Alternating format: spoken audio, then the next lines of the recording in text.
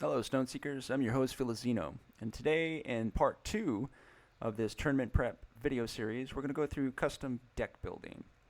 So we're logged into our TTS table already, and you want to just give yourself some space. So you can literally just clear out some room here by removing some of these objects and utilizing the table to start building. Now, one thing to note is that there are some version 1s of the print and plays that are listed here. And many of those cards might be outdated compared to version 2. So you want to be mindful of if there's a card that you really like that you are trying to use from version 1 of the print and plays, just see if you can find the corresponding version 2 with the most up-to-date wording on the card text. So yeah, you just bring a deck over here. Again, we talked about 50 card deck construction, 3-card tier system. So you have to be mindful of those numbers in order to construct your own 50 card custom deck. And you can search through the deck by using the search function here. That will bring up a search window, which will give you a bird's eye view of all the cards listed in the deck. And you can literally just say Bob Stalker you want to use in your custom deck. You can just pull out, drag it down. And to create multiple copies, just right-click on the card and then click on Clone, and that will allow you to generate multiple copies of that. Once again, this is in secondary, so you can use up to 3 copies of Bob Stalker in your deck. And if you would rather just have 2, you can have that option as well. Or even if you just want to run 1. There's no stopping you to do so. You can also spread out the deck by right-clicking and using the spread option. It will allow you to look through cards. Just be mindful too. Sometimes this happens. If you're too far to the edge, it will drop the cards onto the edge of the table. So that can be a little bit annoying. So again, make sure you're giving yourself ample space. Also, too, it's not as easy to pull a card because, as you see, this kind of automatically does a selection, so it actually group them together automatically. Even if you hold down the Alt key, it doesn't really allow you to pull the one. So again, it might be used for a quick scan, but it might be easier to pull the cards directly using the search function. Now, if you want to get a deck back grouped together, you can highlight them and click on the group option, and that will return it back to a single object. Now, a good frame of reference to start as a base is you want to construct your decks using 30 wonders, 10 lands, 4 spells, and 6 items. Again, that's just a starting point.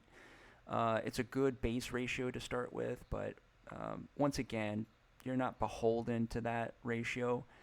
Find what works best for you and what you like to run, and make sure you play test it a few times to see how it functions and if you have to make any adjustments.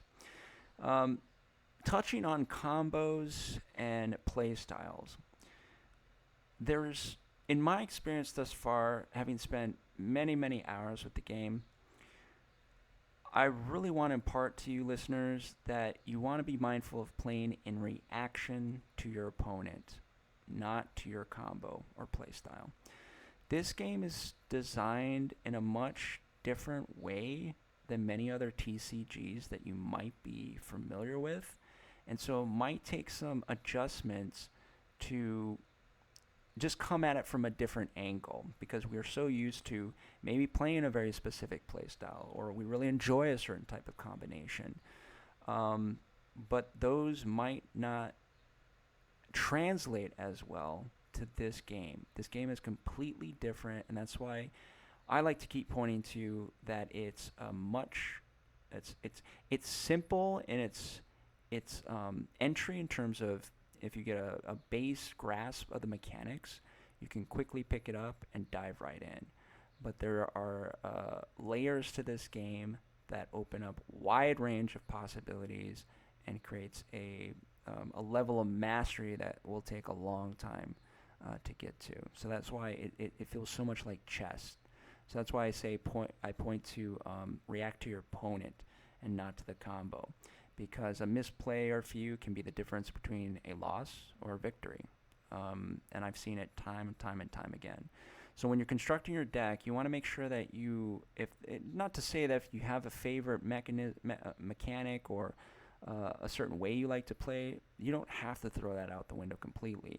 But make sure that you're adding in multiple ways to win. So add a second combination or a complementary third combination. So that way that when the dynamic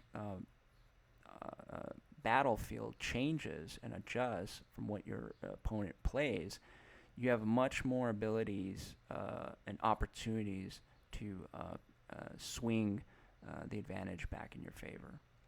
So once you have a 50-card deck that meets the 3-card tier limits, you want to go ahead and just right-click on the item and click Save Object.